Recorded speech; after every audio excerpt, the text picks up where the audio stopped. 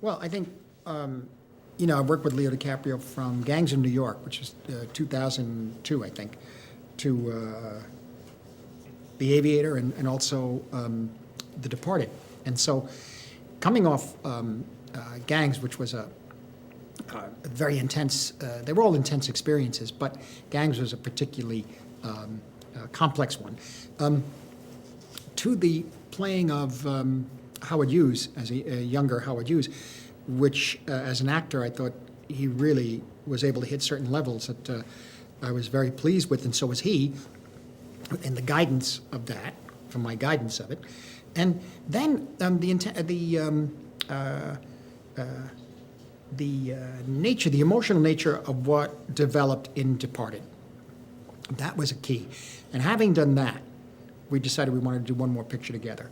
And we were working on a project, the financing hadn't worked out, and we received the script right around the same time. And that night when I read the script, it was about late at night, 10:30, 11, and I stayed awake because I was going to read a little bit of it and put it away. And instead, I got all the way through the end of it, and I was very surprised by it. I was kind of carried along with the story and the character. And then what happened was that I was so taken by it that I went back and reread it because each scene is different once you know the play out of the piece. Each scene is actually many different levels of reality.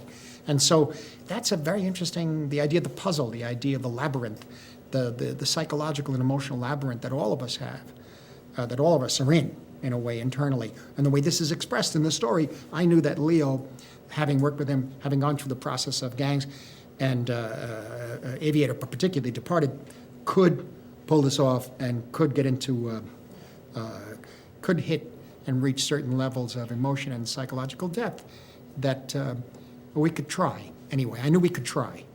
If we hit it, great. If we didn't, at least we tried our best. Part of the temptation of the picture, there's no doubt about it, to make it was to touch upon different aspects of genre and different aspects of the visual elements of those genres. And whether those genres are the thrillers, the noir, horror, psychological terror, humor, all of that combined. And the decision to do it in widescreen, too, this way you can put more in the frame or pull away. Because of the island, it's an island, it's open, it's sky and rock and ocean, but at the same time, there's an internal trap. And people are being closed in constantly. And so it gave us more to play with in the frame.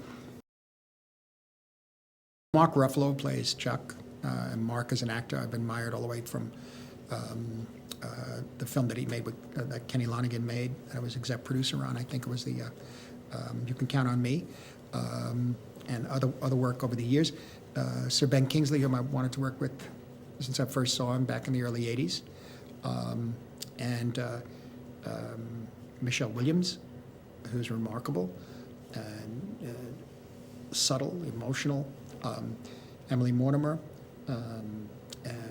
Patricia Clarkson, who is a fascinating actress and someone that I've seen in so many films that I don't quite know it's the same person. She just takes on that role, and she's so great. And it was a good time to work with her. And of course, Max von Sydow.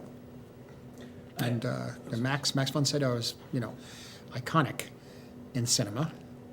There's no doubt about it. He changed the face of cinema in his portrayals, stemming back to Ingmar Bergman and a lot of the American films, the European films. He's made a great performance recently in Julian Schnabel's film.